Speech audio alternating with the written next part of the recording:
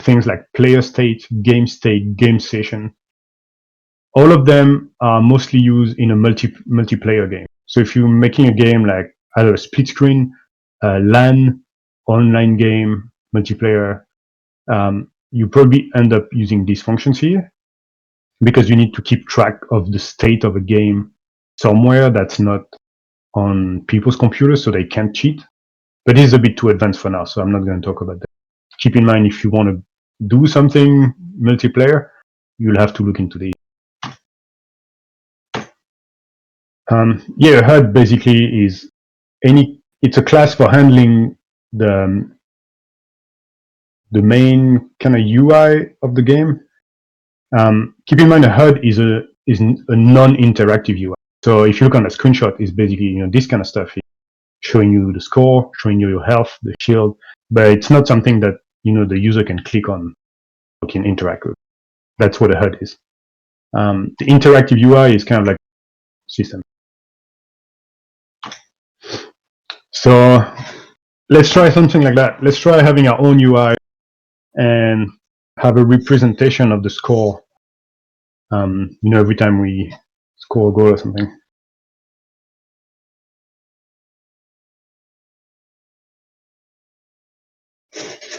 So I'm just trying to remember.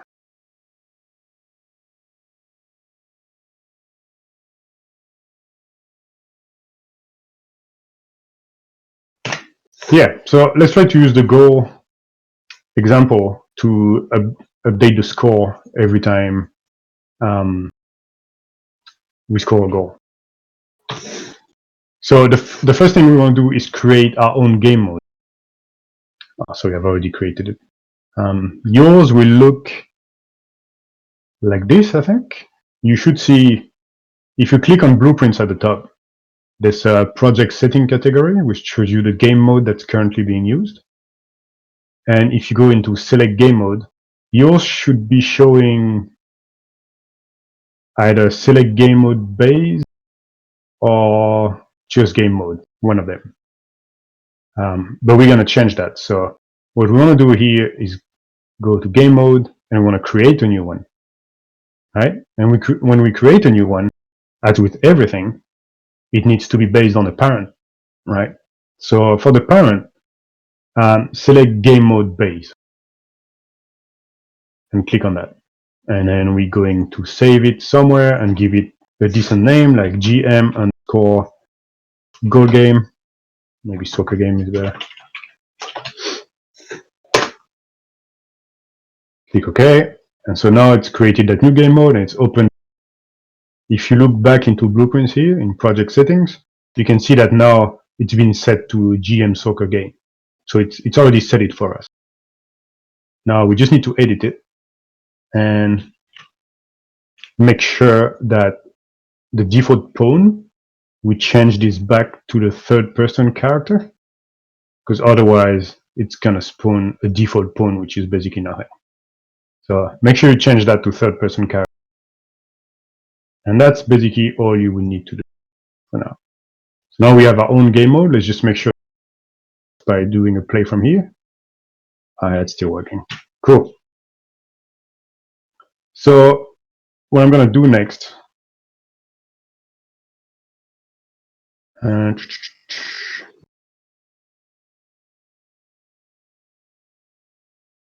right. We're not going to do a UI yet. We might look at UI after this if we still have time. But for now, I'm just going to use a print to represent the current score. So if I open that game mode we've just created, sometime when you open it, it will show this. So it won't show you the blueprint view. It will just show you the properties because it doesn't contain any blueprint yet. You can just click on this Open Full Blueprint Editor to show the graph. So open this and let's create a new variable here, left. Create a new variable, call that current score. Right?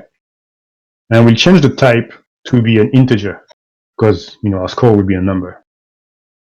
Compile that, and what we're gonna do something that you should probably never do. So make sure you never do that. but because it's just for debug purposes, it's fine for now. I'm going to use the event tick to print a text every frame, right? Make sure though that you change the duration here. Click on it. Make sure you change the duration to 0 so that you don't get spammed of like text every frame. And we want to display something else than just the text that we type. We want to display that score, right? So to do that, it's pretty simple. Just put your variable here, get it, and when you connect, you'll see that something will happen. You see how the icon changes and it says convert integer to string? That's another thing that's really cool about Blueprint, is that it's able to convert different types automatically for us. So we don't have to worry about using a node that converts an int to a string. So you can just drag that directly into a string and it will create that little thing here that just converts a number to a text. Basically, that's what it's doing. And let's see if this works. So remember, this is just for debug. Please don't do that in a real game. You want to use a UI instead. Let's play and see if it works. See, it's working. I have a 0 text at the top here. Right? If you didn't change the duration to 0, your text is probably spamming up and down here. So make sure you change the duration to 0. So okay, we got our first step. We're displaying some kind of score, but our score is not being set by anything right? So let's change that. Let's go into our goal blueprint. So if I open up my little blueprint here, we already have like half the functionality here, right? Remember, we were using a string that says goal. We can probably keep that. But what we want to do is add something to it. What we want to do is every time there's a goal, we want to tell our game mode, because that's where we've set the score, right? We want to tell our game mode to update the score. First, I need to tell my game mode how to do that, right? So let's go back into the game mode. I'm going to create a new function within my custom game mode. And I'm going to call that increment core. And all that function is going to do is going to take the current score, right? And if I drag the data output, in the list, you can look for increment. You can see something called increment int, or you can also just search for ++, and that will show you increment int. If you don't know what an increment is, it basically takes a variable and add 1 to it, and then saves that variable. Right? So it would be similar to doing something like this. If I do plus, you can see I can do an int plus int. So if I do int plus 1 and then set my variable again,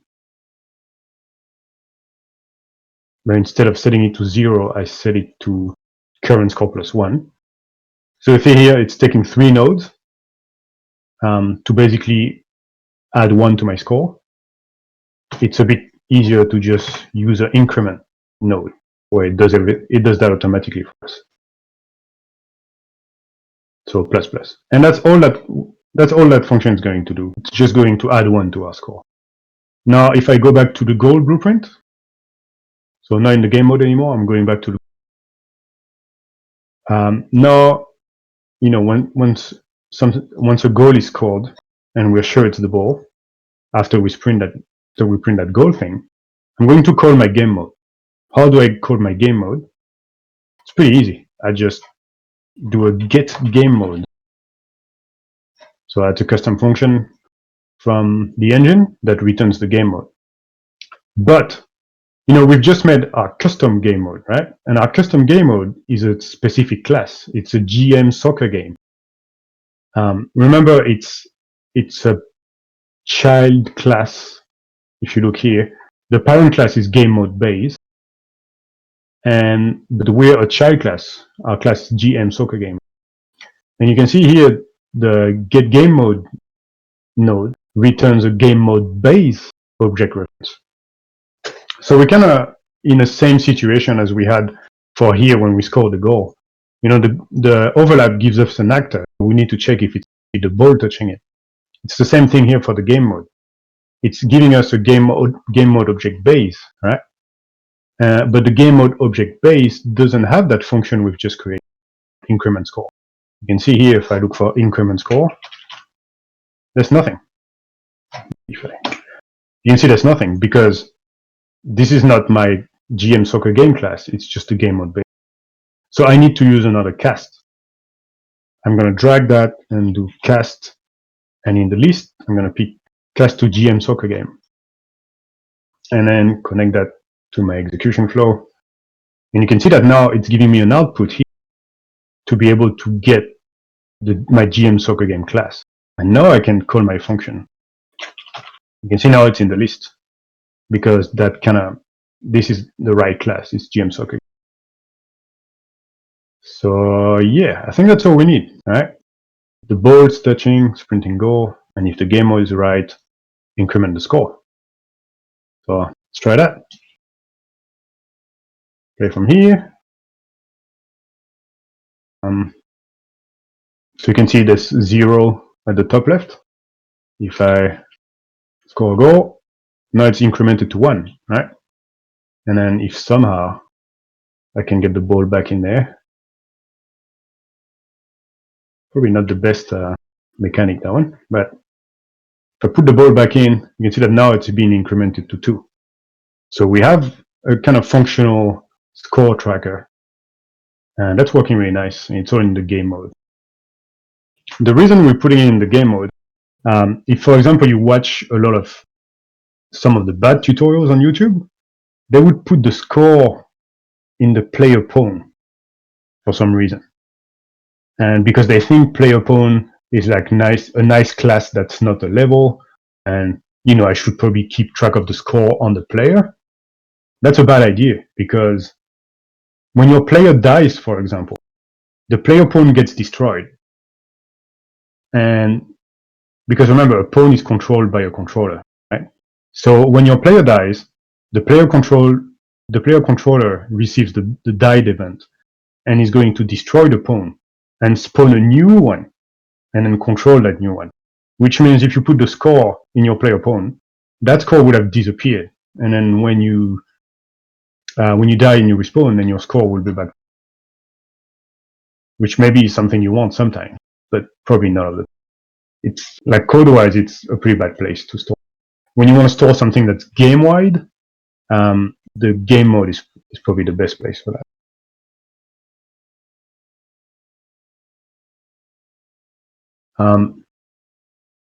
Okay, so we're almost at the end. Hang in there. Any question about game mode and the gameplay framework?